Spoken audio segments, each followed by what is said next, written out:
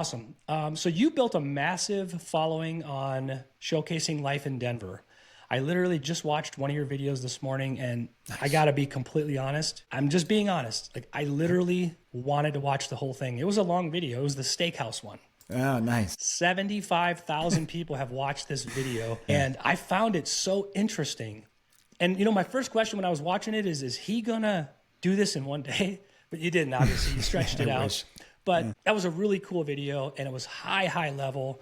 It kept me engaged the whole time, which is fascinating for a regular company. Like, you're not a big, huge production studio, I don't think. Sure, look like it. But my question is, what do you think, given your expertise with Denver, what makes Denver, in your words, a unique city? Oh, great question. And thank you for saying all those things, by the way. The steak video was an interesting experiment, and it's been a lot of fun to see the response there. It was a lot of fun for me to do, and very expensive. But Denver being a unique city, you know, man, I don't know. I love this city. I really do. I love this area. I'm one of the many Midwestern transplants to Denver. I've been here about 14 years, and it has just become my home. What I love about it is it has some of the good parts of more major, more coastal cities. Obviously, it doesn't have the water. There's like 3 lakes in the state of Colorado, but it has a very outdoorsy vibe. It's got an active community, active lifestyle, and a lot of emphasis, I think, put on activity, fitness, being outside, those sorts of things. And then the people are nice too. It kind of combines that with a Midwestern feeling, at least in my opinion, where I come from. People are very friendly for the most part, and it's just such a great place to be. It's a city, but it's not I don't call it a big city. It's probably just the tier below that. But there's plenty to do. Like, I know people who live in New York and say I could never live anywhere else because I wouldn't have enough to do. For me, I'm maxed out, man. I don't need to go see a Broadway play or whatever that is. If we have great restaurants, which we do, if we have great outdoor activities, if we have world-class concert venues, which we do, I'm great, man. And I just love the diversity of neighborhoods and communities we have in the Denver metro. And it's just it's a place that just aligns with, I think, the way that I see the world, which is just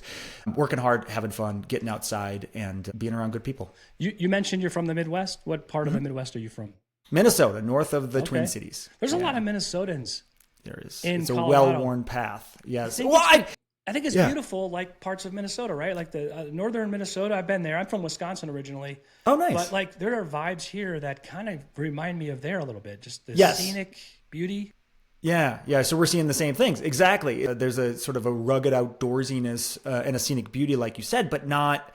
There's not a real winter here, which you know if you've grown up in Wisconsin. So true. This is a pretend winter, which is great. I mean, it's sunny every day here. There are months that go by in the Midwest where we won't see sunshine, right? That's right. You get up and it's dark out. And you're like, where did the day go for a month? Yeah. Right. So it's like it brings in all those good things and then just doesn't have the soul crushing winter from early November through April, basically. And growing up there, you don't know any different, but moving away and, having a little bits of winter here and there is pretty enjoyable. In your videos, we talked about those, the restaurant, best breakfast place. You have all kinds of awesome little videos. In being as you've done all these videos, what would you say are do you have any top picks that you want to share from these? Like, can you do that legally? Because Sure. Give me some gems, some hidden gems for people looking to move to Denver or thinking about moving to Denver. Yeah. In terms of restaurants? Restaurants, anything. Yeah. Sure. Okay. So, all right, a few things. I'm very glad you asked this. Very glad we're here today. So, first of all, I think Sushi Den, as highly touted as it is still not overrated. It's very difficult to do that. Yeah, Sushi Den. So, it's in the Platt Park neighborhood of Denver. It's probably, I'd have to think, but probably the best sushi I've had anywhere in the world. Wow. Can we link? I'll link them in the video too. Absolutely, yes, and they're fantastic. They're a very, very well established, well regarded neighborhood restaurant here. They do awesome, but they, I think for some folks there is still a little bit of a thought of landlocked state, sushi's not going to be good with where shipping and technology is now. That's just not the case. That is one of my favorite restaurants in Denver and probably favorite sushi place in the world. I would say there's a great. I talk about this all the time on the channel, so if people watch the channel, they're probably sick of me talking talking about it, but a great Italian place called the Cherry Tomato in Park Hill. I used to live in Park Hill for a long time. Will not make any best of lists, probably. It's not something you'll see touted. It's not something you'll see in fancy Instagram videos. It is just a great neighborhood, warm Italian restaurant. Smells like garlic when you're in there. Isn't that what people are looking for? The hidden gems that are not played out, the little secrets.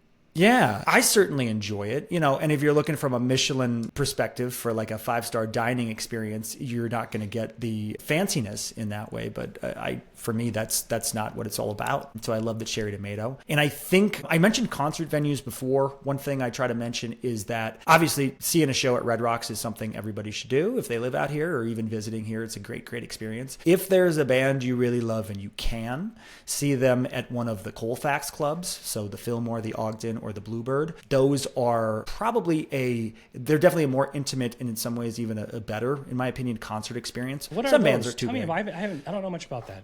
Yeah, they're just they're usually, they vary in size, but let's say a few thousand people, and they're all on Colfax, so it's a kind of famous street here in Denver. It's active, very seedy. There's a lot going on Colfax, but some great concert venues, and so those three in particular are just, I find that they're a great way to see bands that if they're too big, right, you're not going to see whoever you love, Imagine Dragons, whatever, they're not going to be there. But if there's a band that's kind of coming up on their way, a lot of bands say they're opening for somebody at Red Rocks, they'll do that Saturday and they'll play the Bluebird or the Ogden on Friday or something like that. You know what's cool is seeing a band that's an up-and-coming band and catching them before they break their big break and then saying, dude, I saw them on Colfax. It's the best. It's the best. I saw the Bare Naked Ladies. You may not even know who that is. Oh, of course I do. Okay. Yeah. I saw the Bare Naked Ladies in Iowa at a tiny little Quad City bar many years ago. And I'm like, these guys are awesome. And my friends were kind of half-heartedly paying attention. And I'm like, dude, these guys are really good. They're going to be somebody. And they just kind of laughed at me. The singer was like this heavy set, funny. Yeah. And then literally like all of them, like literally 2 years later, they broke it. And everybody remembered and they were just blowing me up like, wow, dude, you called it. So. Oh, that's amazing. Yeah. They kind of look a little goofy and everything. And then they just had massive, massive success and they'll never play a bar like that again. So we're talking about like Denver is just, I mean, the idea of Denver with the mountains and the friendliness and the sunshine and you got it all here. But let's talk reality for a minute here because there's been a lot of talk with Denver it's pretty polarized right now, I think, and that goes without saying. And I think real estate has seen some really crazy shifts in the past few years. What are you seeing right now with your buyers? Are you seeing any trends right now with your buyers given the state of the union right now? Yeah, absolutely. First of all, polarizing. I had no idea how polarizing Denver was till I started making YouTube videos. And till people started paying attention to the YouTube videos I was making. I started making them well before that point. But gosh, if you want to get a lot of engagement, a lot of comments on a video online, just mention downtown Denver and you will get no shortage of opinions. It's funny. I'm watching. I don't want to cut you off here. I got to add this. Watching your videos are so positive and inspiring and energetic and happy and awesome content, data driven, like perfect stuff. And then you get to the comments and it's like, it's polarizing. It's the best video ever. Oh my God, dude, you're amazing. This is awesome. Then it's like, but what about the homeless population? Yeah, exactly. And it's just Debbie, and you just get it all. So go ahead and tell me about that. How are you battling that right now? I used to battle it. I don't anymore. That's just the internet, man. That's the way I see it. And people have all kinds of opinions. And it's actually interesting. I look at it sort of as like, oh, this is an interesting thing that's happening right now. Like, what are these comments saying? This is what some people are thinking. And also, the people who are thinking this are the type of people who will comment on a YouTube video, which I don't know if I've ever done. You take the good with the bad there. And you sort of understand, all right, this is a certain type of person who wants their voice heard in this way. I really enjoy it when people comment positive or negative. Once in a while I'll respond these days. I usually don't. But it's just, honestly, it's good for the visibility of the video. Sure. And it's good to start a conversation because there are differing opinions. You'll have people who say, usually what you get is homelessness downtown. Liberals have ruined Colorado. That's a really big one. And then affordability is a big one too. So mentioning the real estate market, like you said, it's a very odd time in Denver real estate. So pretty much I've been doing real estate full time since 2020. And so every year I've been in it, Tim, has been a weird year in one way or another. Oh, sure. And it's just a different kind of weird now. And really the big thing right now is the Denver metro market is more hyper segmented by zip code and by neighborhood than ever. So when people say, how is the market? My friend Megan Aller at First American Title always says it depends. And it depends where you're looking. So right now, if you are looking in really around Broomfield, Westminster, some of those northwest suburbs on the way to Boulder, there's a good chance you'll be in a multiple offer situation and potentially going over asking price. That's true of certain areas of, even now. Yep. And that's true of certain areas in Centennial and Littleton and actually a few others. Conversely, if you're in some central Denver neighborhoods, eastern suburbs, not all of them, but some of them, obviously Aurora's having challenges right now for a number of reasons, and one of them is PR. A lot of the time, you'll have a listing there that's good, priced correctly, staged, presented well, everything's right, and it'll sit. You could have no showings the first week. You could have 3 showings the first month. Are you whole city of Denver? Are you everywhere, like top to bottom? Pretty much, yeah. Yeah, I go up all the way to Evergreen, Conifers, to the foothills. How far south will you go usually? I'll go to Castle Rock. Yeah, we work down there quite a bit. Okay. Yeah. That's a big area to cover.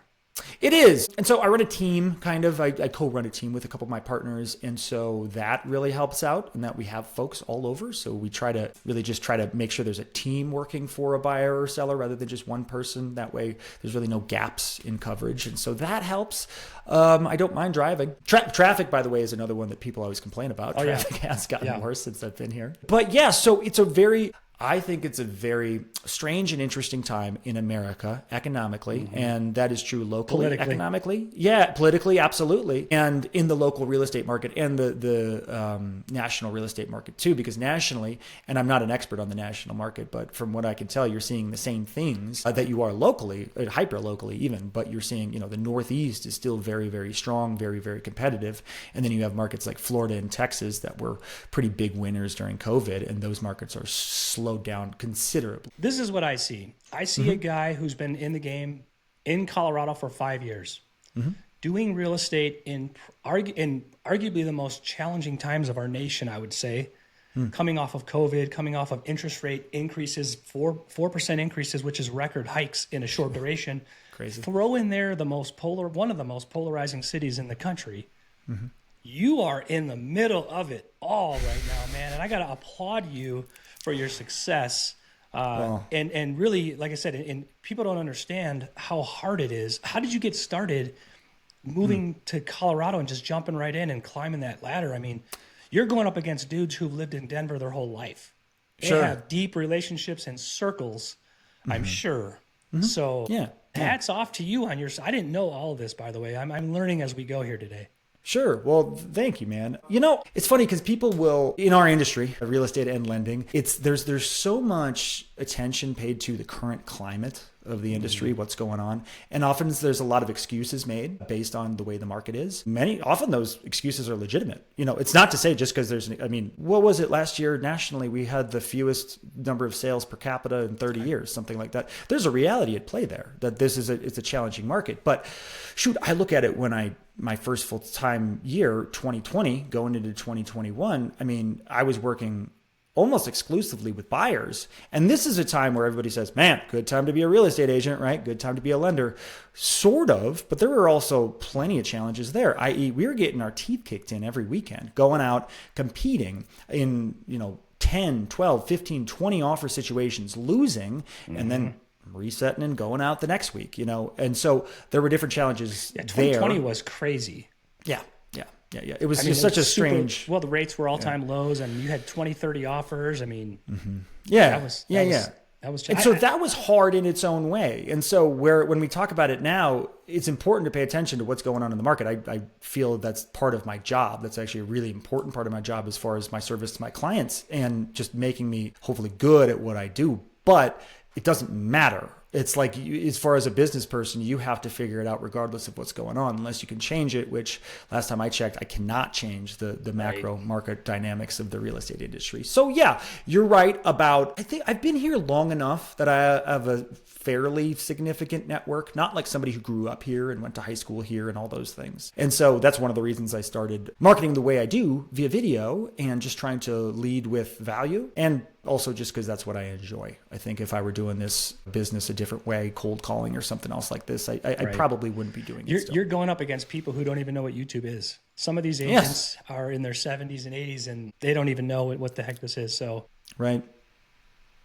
What trends, but I'm curious, like what trends are you seeing right now with your buyers? Like, is there any particular trends you're seeing? Anything else you're seeing in terms of like overall trends in the area? Well, yeah, the buyer mindset has changed. They're overall a lot pickier than they have been in the last few years because they can be. And there's typically, it depends on the time of the year and where we are in the market cycle, but there's typically more to choose from for them. And a lot of the time, especially in the second half of the year, they're going to have a lot more leverage. And so in a way, that's really good. That's what a lot of us were hoping and praying for in 2021 and early 2022. But now, of course, that comes with its old challenges too. Right. In all this stuff, I remember there was a quote, I think it's Thomas Sowell, who said there are no solutions, only trade-offs. And it's just this teeter-totter of things going back and forth, buyer's market, seller's market, whatever it is. And there's no good or bad. There's just being aware of what's going on and using that to your advantage as much as possible. And so I think in a way buyers are doing that. I have seen some buyers shoot themselves in the foot by trying to be too picky and too greedy. And again, it's crazy to even say greedy because I understand, right? We have a historical affordability challenge when we talk about interest rates combined with home prices, which just haven't come down the way some people expected them to.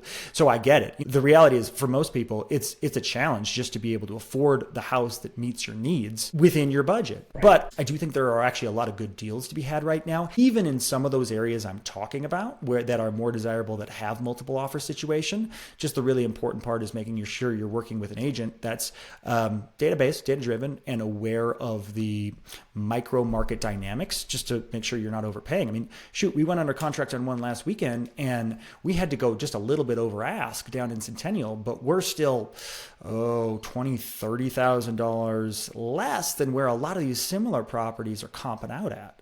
So as long as you're doing your education and just being very transparent with those things. So two questions here. And you brought up a really good point. I love where this is going because this is the meat and potatoes here.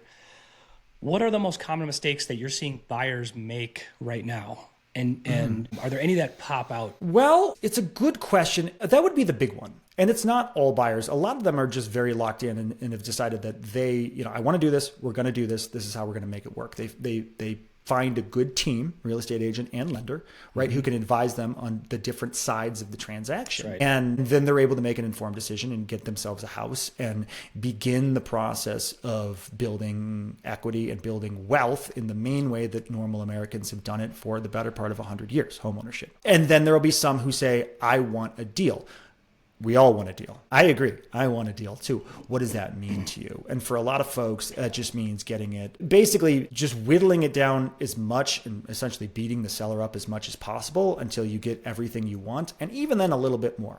Quick story. I was working with one client who we ended up parting ways mutually, but he really wanted to hunt for deals. Great. I'm happy to go find you a deal. We did. And we were able to get, based on the market dynamics at the time, just a very, very good price reduction and seller concession to account for an interest rate buy down. We were really in the driver's seat there. But it wasn't his initial ask, right? We had made an offer and then they'd come down quite a bit, but it wasn't that initial offer. And so the client said, no, I'm sticking to my guns and I want to get my initial offer. And so I said, okay, I understand that. Based on what we have here, let me just show you. I still think this is a really, really good deal for a house that meets your needs really, really well. He said, no, but I just want to stick to my guns. I said, okay, we'll do that. I explained that to the other agent and they said, okay. And then a couple of days later, they came back and said, you know what, we're ready to make a deal. We'll agree to that initial offer. And I called the buyer and said, this is amazing. Good for you. And he said, now actually I want it for lower. See, that's the type of thing I'm talking about. Your day to day, I tell this to all the agents I work with, you have a hard job. Because you have to convince them that you're going to fight tooth and nail to get them the best deal. Yeah. But then you also have to be so careful to not piss off the seller, the listing agent. You have to keep them happy. But no matter how hard you try, it's always like, you just want the deal. You're just trying to get your commission. You're like, I don't get a commission if we don't make this deal happen, dude. That's right. That's a hustle. That's such a hard spot to be in because you're constantly on the stage trying to convince them like, look, I'm fighting for you. Yeah, and I think that I've been lucky enough that I haven't run into too many of those objections of, oh, you just want this sale in my career. But that thought is out there. And of course, I want to make a sale. That's how I make my living. That's the only way any of this works. That's the only way I can make YouTube videos or do any of this is if the business is doing business. But I think that setting realistic expectations up front is something I've learned to do, and just building trust. Part of that starts on YouTube for a lot of folks who find me through there before they even talk to me. And then, but also just you kind of show them that you're working for them, and showing them the data, showing them other things like this that can help them make informed decisions. I think that really for most people kind of helps them understand that you are in their corner. Forget the fact that I do have a fiduciary duty, and it's only in my interest to do what's in your interest. Because you seem like the kind of guy who's like, look, I'm not going to pretend. Like, yes, the only way to get you to trust me is for me to just be completely transparent, and you either going to accept that or not. But you're right about your videos. Those build incredible credibility. Like your videos really, really set the table. I don't think people realize how powerful social media is right now if it's done right. That's a big thing if it's done right. And I think that's the challenge for a lot of folks. And that was a challenge for me starting out, is that you get into, at least I got into real estate, and people just said, do social media, do video is the thing. And so for me, I said, okay, I know I have a background in video production. I did it for 11, 12 years. Yeah, I got a question for you. This is the big. I don't mean to cut you off. I'm just excited because I love these videos. Are you a media company who happens to do real estate, or are you a real estate agent who does media? You know what? It's a good question. Right now, I'm a real estate agent who does media. Probably that is transitioning in a way, and I wouldn't say necessarily transitioning to a media company who does real estate, but more of a marketing and concierge company that does real estate. That's really what I found to be a strength in what I do. And so one of the reasons for the fact that I'm helping run a team now is so that I can partner with good agents who are excellent at the things that I might just be decent or good at, and I can do what I'm excellent at, and we can then together provide the ideal, hopefully, client experience through combining those things. If you can replicate your abilities for a good team of good on the ground agents, I mean, because I think more agents can do real estate paperwork, contract negotiations than YouTube. Let's be honest. Your skill set is more unique. That's your value. Like if you can replicate what you do with that team, holy cow! Like that is, to me, that is a monster organization. That's the big thing. And I'll just tell you, this might be a little inside baseball, but you understand how the industry works. I'll edit out anything that we don't want to. No. I'm fine for anybody to say. Just it might be boring. So if it is, edit it out. But you understand how the industry works. So basically, I got to a point where I said, great, this whole thing, social media and YouTube is working really, really well. It's allowed me to get in front of a lot of clients who are ideal clients for the most part, like-minded, understand, are well-educated, all those things. Great. I'm running out of capacity to help everybody in the way they need to be helped. So what a lot of people do is start a team. Typically, the way it works is, great, I'm the head of the team, and I'll hire newer agents, train them, and then they can service the clients at the ground level, and then I'll sort of be that high level, whatever it is. I did that a little bit of the opposite way. I said, okay, I want to create a team to help service these clients at the highest level possible, but I can't, not that I can't trust new agents, I just don't know that that's what I want to do, train new agents and hope that they are able to provide the level of service that I would be able to provide. Right. So instead, I went to a lot of the folks that were kind of my mentors starting in real estate who were already working together to begin with. And I said, hey, I got an idea. And they're so cool that they said, okay, well, we'd love to, work together to begin with. And yeah, if we can help you service your clients in that way, let's do it. And that has been absolutely fantastic because I don't need to worry about if they're being taken care of. A lot of the time. So you trade out your services for they help you, you help them kind of a thing. Exactly. So yeah, so like I have it going on this week where in this past weekend where I have one of my partners who's been doing real estate a lot longer than I have running point on a deal, sort of handling the day-to-day things with showings and offers. And I'll look at it, because we talk fairly often and I'm still involved in the process. And I'll say, that's not only did that work well, that's actually better than the way I would have handled that particular situation. So that's brilliant, dude. You just said exactly what I was thinking. As I'm always thinking of business, I'm always thinking of it. I'm like, this dude needs to be in the office handling production. Because I don't know how to say this, and this will probably get cut from the video. That on the ground, shake the hand, sign the contract is so important. So important. It's the heart of the deal. it's a little bit below your skill level. I only say that because you can do what most people can't do, which is get on that camera and kill a message for 20 minutes. That's really hard to do. So Yeah. I love the fact that you have found what you're good at, and I love that it is helping others. Because your media, for somebody who doesn't even know what YouTube is a crazy jump. A crazy accelerator. Absolutely. And it just so, and I understand your question before of like, are you a media company that does real estate or vice versa? Because that's essentially. a compliment, by the way. Sure. And that's actually a vision. That's actually a vision, and I stole it from somebody else who's like you, but he's up here and he's killing it. But he's really got this great camera stuff. He's got these great online presence. But he told me, he goes, you probably know him. He goes, Tim, I'm not a realtor. He goes, I am. I know how to do it. It's pretty easy. I kind of enjoy it. He goes, but I'm a media company. Doing real estate. And I thought, that's cool. Yeah, it is really cool. And it's for whatever reason, that's my skill set. And so I go, okay, because God, man, a lot of people, I think way more on our side of the fence than yours, pride themselves in numbers and production and rankings and awards. The pipeline, man. It's totally crazy. And if you work it all yourself, you make a crap ton of money, but you'll kill yourself. Trying to do all this stuff and then also trying to service everything yourself. It's just like, what other company, what other industry does one person do everything? And so I'm like, that's the thing too. People don't care necessarily that like the one person is doing everything. They care that they're being taken care of and that the standards that they expected to have are upheld. Right. You can give them a wonderful experience. You don't have to hold their hand every step of the way. Now you can, like Betty Sue, who's been doing real estate for 40 years does. You can answer your phone on Sunday at midnight. You can do all that stuff, and that's awesome. Good for you. You're going to have a great business, but you don't have to. Right. Elon Musk doesn't deliver your Tesla to your house personally.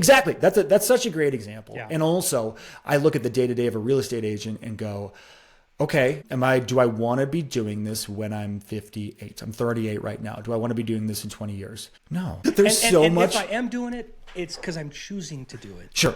I control the clock. I enjoy it. I want to sell this and house. that's the thing too. Yeah. Because there's so much in the day-to-day that's so enjoyable and rewarding. Yeah. That's the big thing. Helping people with this big goal, be that buying or selling, is so rewarding. And so it makes me feel good, and it makes me feel honestly valuable as a person, that I can, much more valuable than making a cool video does, that I was there for someone and helped them in that way. And but I will add to that, that part of that experience for your clients who move here from Chicago or Minnesota or wherever, they're like, I have watched all your videos. I'm so excited to meet you. Let's go find me a house. And then they get to know you, and then you guys handle the whole deal together, and it's just a whole experience.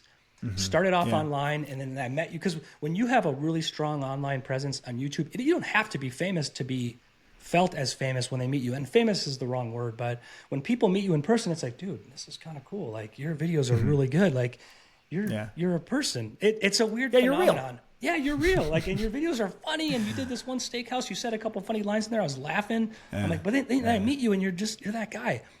My point is that is the new 2025 experience. That is the buyer experience now. It's we start digital from my hometown in the Midwest. I came over here. I met you in person. Holy cow, you're a real person. You're just like you are in the videos. And you helped me find a house. I get to know you. Now I know you. Now I watch your videos.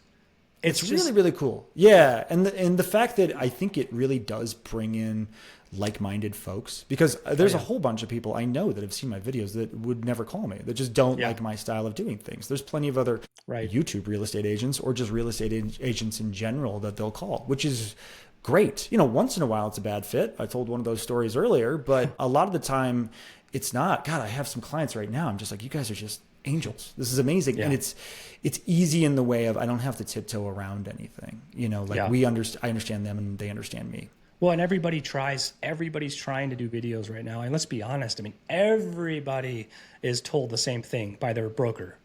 You got to get on camera, make the video, open the phone, just start. And dude, it's hard to watch. And me personally, like, a lot of my videos are I'm just cringing at this stuff, but like, you have to be on video today. You have to. Mobile video is everything right now. Oh yeah, dude, I cringe at myself all the time. Like, believe me, like, it doesn't, if I'm speaking to you from the other side, whatever that is, it doesn't go away. Yeah. But yes, and I think that that's just part of the process. And you're right. Every broker is saying, do video, get on camera, just start. Like these are all the buzzwords that they say. And overall, it's good advice, but it's very, very broad. And so that's why so many of us, and this is what I did, started making a lot of the wrong videos and videos that are just not really very valuable. And to some degree, I could have probably been smarter about that. And on a different end of this line of thinking is that sometimes you just got to get that out of your system. You go, all right, that didn't work. Nobody's watching the beginning, so it doesn't matter. Well, you got to also get to the point of like, I hate myself on camera. I hate the way I look. It's like, dude, I'm going to be honest with you. That's how you look. Yes, that is true. Oh, I don't like that picture. Well, that's you. It's you, man. It looks just like you. We are out of time, Sam. I want to wrap it up here because I know you have a lot of stuff going on. We're 35 minutes in. How can people get a hold of you right now? You said you're all over Denver, selling, buying. How can we get a hold of you? Yeah, no, probably the best way is to check out the channel, Denver Living with Sam Neumann. If you're thinking about moving to Denver or just buying a home in Denver, there's a lot of good stuff for current residents who are looking to buy and sell, upsize, downsize, or get their first place, and see if it's valuable to you. And if it is, then please reach out and I'll, obviously personally have the conversations with you and see if we can help you out and get you pointed in the right direction. I really, really pride myself and ourselves on being data-based, no BS real estate advisors. And so if that's something you're interested in, we'd love to talk. I love it. Thank you for your time today, and we'll be in touch. I want to do this again if you're cool with it. Let's do it. My pleasure, man. Awesome, man. And cut.